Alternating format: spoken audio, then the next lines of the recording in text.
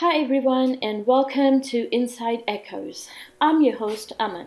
Today we'll be talking about the very first insights that I started to receive on my spiritual awakening journey, and those were about religion and spirituality. So if you're someone who's struggling to understand the difference or similarities or what does religion and the concept of spirituality it basically mean, so I highly recommend you to stick around because you might find answers that you've been looking for. So, have you guys ever thought about it deeply? Like, what religion means on a soul level, on inside? What does it mean? Okay, here's what I think religion is about aligning with your highest self, be the best version of yourself. It was basically created as a religion for your soul, how to ascend, how to grow, not for the body. Not, it was never about superficiality, but it became more about appearances and rituals and bodies, like how to look, how to dress, how to follow a certain set of rules. And every religion has their own specific name for God, and unfortunately that name is worshipped more than the God himself. We often see people chanting his name for hours, singing glories of his name, arguing and fighting over which God is better, which God is superior to the others, and ironically committing sins on his name. But what does God's name mean? Does he even have a name? Or is he even bothered by what we call him? God did not come in flesh and blood and tell anyone that his name is Allah or Jesus or Vaheguru or Ram or Krishna or Buddha or anything for that matter. So when did his name become the core of all the conflicts dividing humanity into a million pieces? When did Christ consciousness change its meaning from being one with the source, the God, the creator, to something pertaining to just Christianity and Jesus only? When did we forget that we are all one, part of the same essence?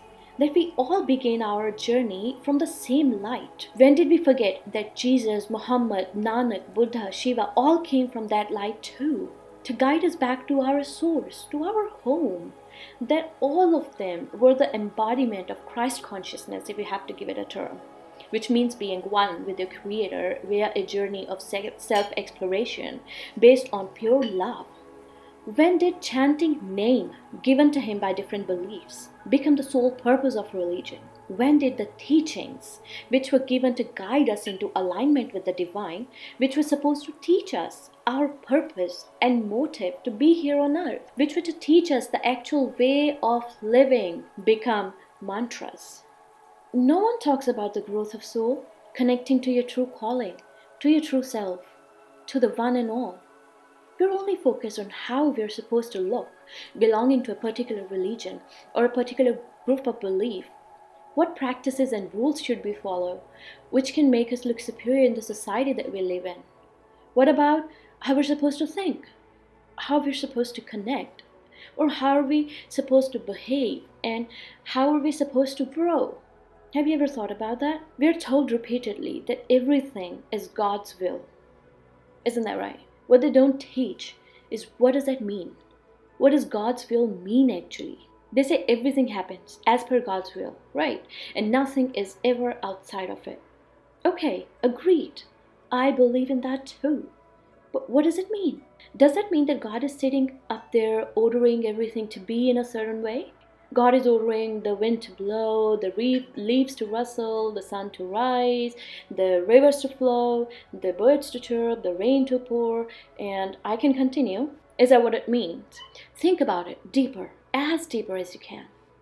If God's will was an order, and God is the Almighty, then why is there injustice and violence and so much crime in the world today? God cannot be sitting up there for sure ordering people to commit mass murders, genocides, riots, killing children, innocents.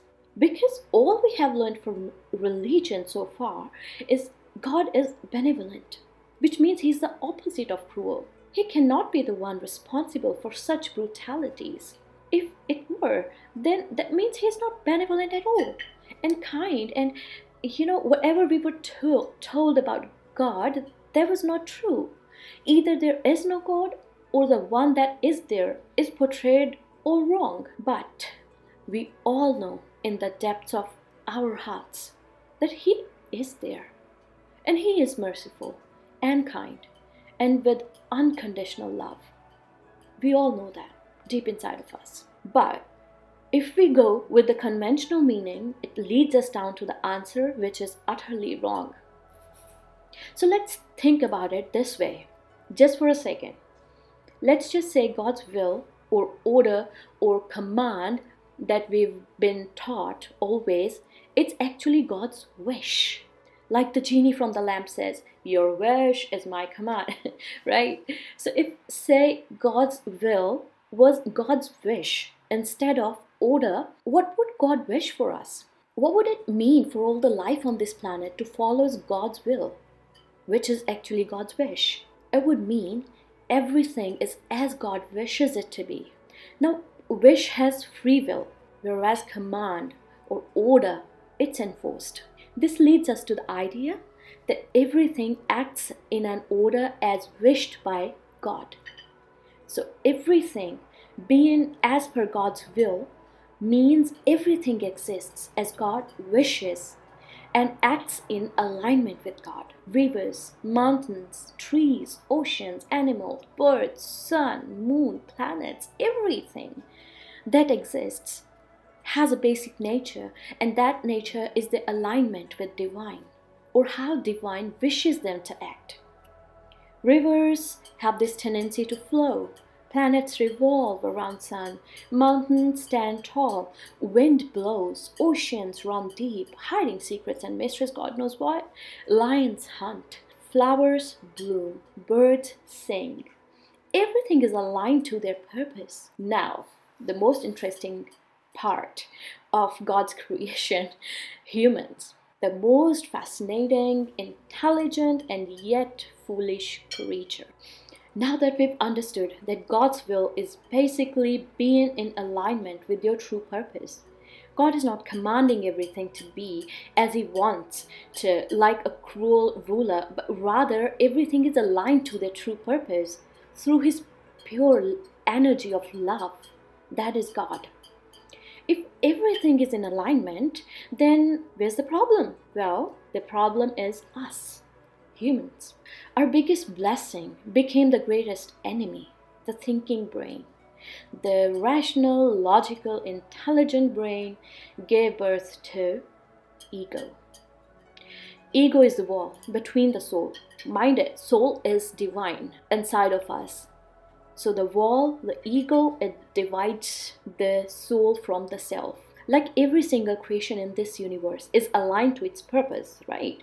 Humans are destined to be living in alignment too, but our ego creates a barrier between logic and divine, which should never exist.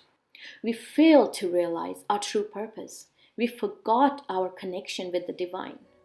We started living a life which was based on material world, earthly possessions, shallow victories, ego satisfaction. We complain all our lives, even if we have good, successful career, happy family, good health, and everything we work for all our lives. Even if we get all of that, we are not happy. We're still complaining. Why does that happen? And where does God's will fit in all of this? Now, I'm going to explain that with an example, and it's all going to make sense, okay? So hang in there, just stick around, I promise. So let's think of this scenario, okay? A baby hawk. What happens? Let's say we put a baby hawk in a nest full of baby pigeons, okay? So what happens is baby hawk is growing up with pigeons. It gets the same feed as other pigeons. It gets taught the same lessons, flies around with the other similar bird families that it's growing up with, right? So it's leading a life exactly the same as lived by the other pigeons in his family or in his society, right? Now, as it keeps growing, it starts to notice a unique pull towards habits that do not belong with the pigeon, that do not align with the pigeon's lifestyle, that have nothing to do with the pigeon family and other birds groups around him. So it will start getting fascinated by this hunting and preying, and it will be more inclined towards flesh eating. It was never taught or practiced in its pigeon family those kind of habits, but he will feel an inclination towards those habits. It will feel this urge inside of it to fly higher and higher, but it's always told about its limitations to fly. It was taught it cannot fly any higher, by other pigeons, by his family, by the society, but it feels this temptation to fly at a speed that is unfathomable by other pigeons, although he's told again and again that he cannot, but he knows deep inside of it that he can. He can.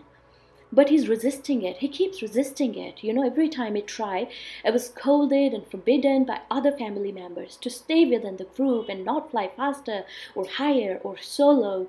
It will have this fire and passion inside of it that will keep haunting him to do things which are unconventional for the birds he grew up with. Its higher self, true aligned purpose, basic nature, will keep giving him nudges or signs to get it aligned with its true nature.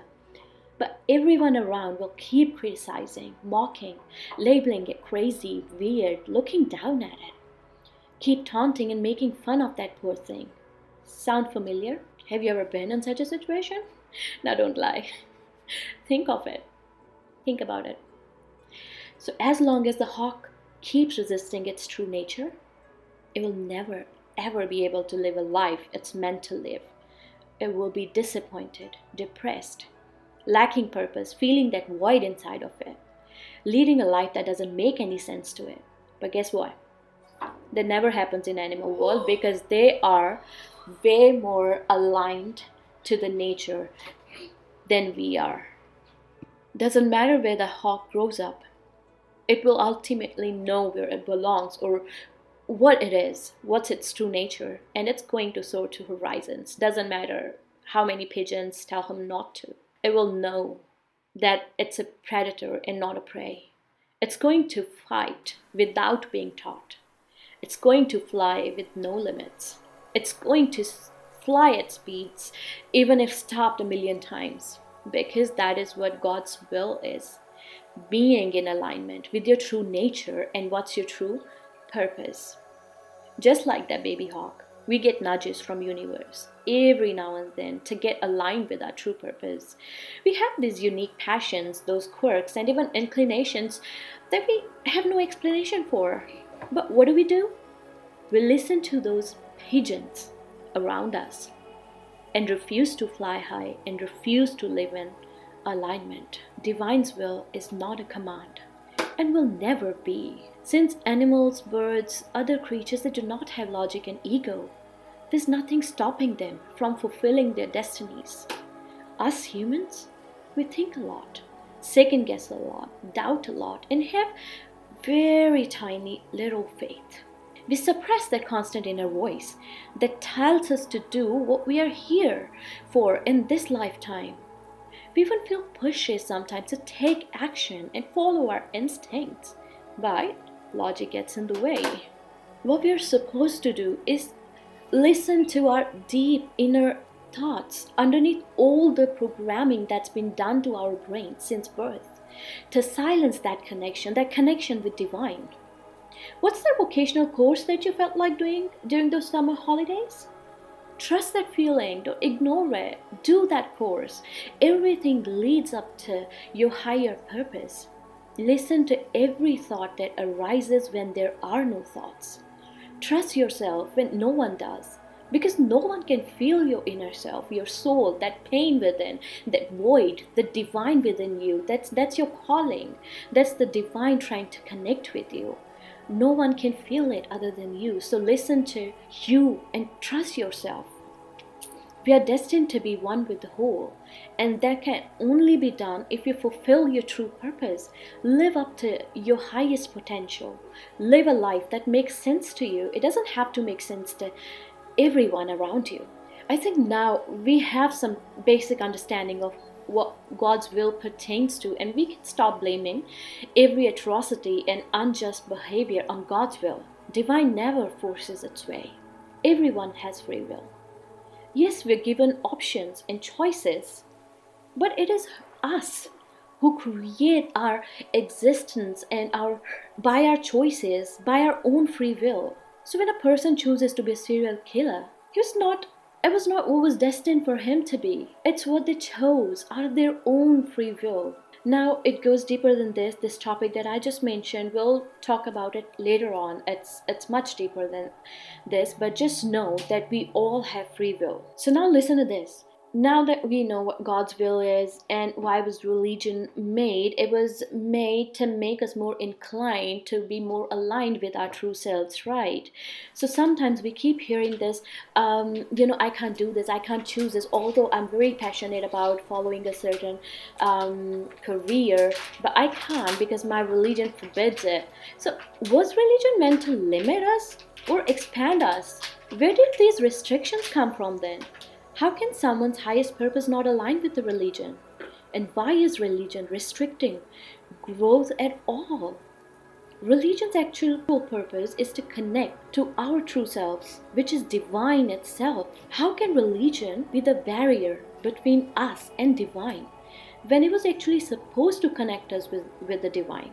I'm gonna leave you all here with this question, and I'm gonna ask you to go deeper within, as deep as you can, and think about this. With this, I'm going to wrap up this episode. Hope it reaches where it's needed the most. And I hope to see you all in my next episode. Just remember, love is all there is. Much love and light from Aman. Goodbye for now.